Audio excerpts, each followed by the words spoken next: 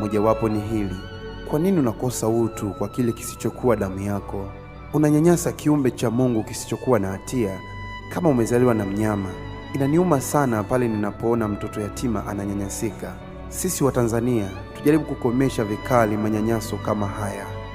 Hebu tujaribu kuwa na utu na huruma na kuwafariji na kuwatia moyo yatima. Mungu wasaidie yatima, wasikate tamaa.